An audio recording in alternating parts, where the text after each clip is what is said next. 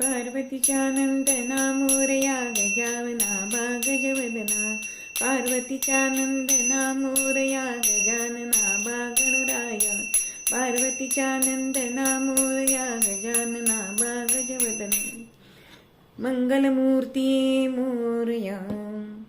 गणपती ही सर्वात अतिप्राचीन अशी देवता मानली जाते. भारतातच काय तर अनेक देशांमध्ये परदेशामध्ये सुद्धा गणेशाच्या विविध रूपातील मूर्ती आजही आपल्याला आढळून येतात. ब्रह्मदेवाची उत्पत्ती विराट गणेशापासून झाली आणि ब्रह्मदेवानी अथर्व शीर्ष रचले. ह्या गोष्टीवर जर आपण विश्वास ठेवला म्हणजे हा देव अनादी अनंत आहे हे आपल्याला पटतेच. पण गणेशाला प्रथम पूजेचा मान का आहे हे सुद्धा आपल्याला उत्तर त्याचं सापडतं. मग अशा गणेशाचं स्वरूप अनेक युगातून अनेक प्रकारांनी वर्णन केलेलं आहे. सध्या आपल्या घरी जी मूर्ती येते त्याचं स्वरूप कसं असतं हो तर त्याला 4 हात आहेत, नंतर तुटलेला दात आहे, मोठं पोट आहे, सुपासारखे कान आहेत आणि प्रसन्न चेहरा असलेली अशी ही मूर्ती आपलं मन ही वेधून घेते. अथर्व शीर्षात सुद्धा एकदंत, चतुरहस्त, पाशांकुशधारिण असे वर्णन आपल्याला दिसते.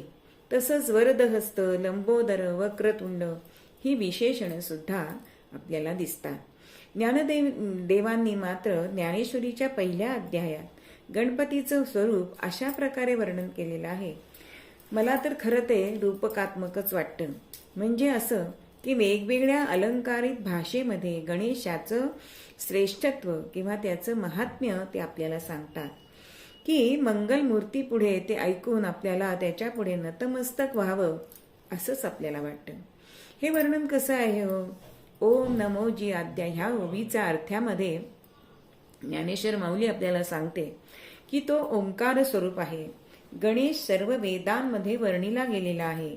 तो सर्वांच्या बुद्धीचा प्रकाश आहे. सर्व वेद ही त्याची मूर्ती आहे. 18 पुराण ही त्याचे दागिने आहेत. सुंदर शब्द हे त्याचे वस्त्र आहे. काव्य नाटक ही त्याच्या पायातील घुंगर आहेत.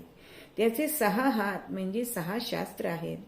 त्याच्या हातातील मोदक म्हणजे ब्रह्मज्ञान आहे. संवाद हा त्याचा दात आहे आणि हा संवाद चांगला असावा म्हणून तो दात पांढरा शुभ्र असा आहे आणि सर्व उपनिषदे हे त्याच्या मुकुटावर आहेत.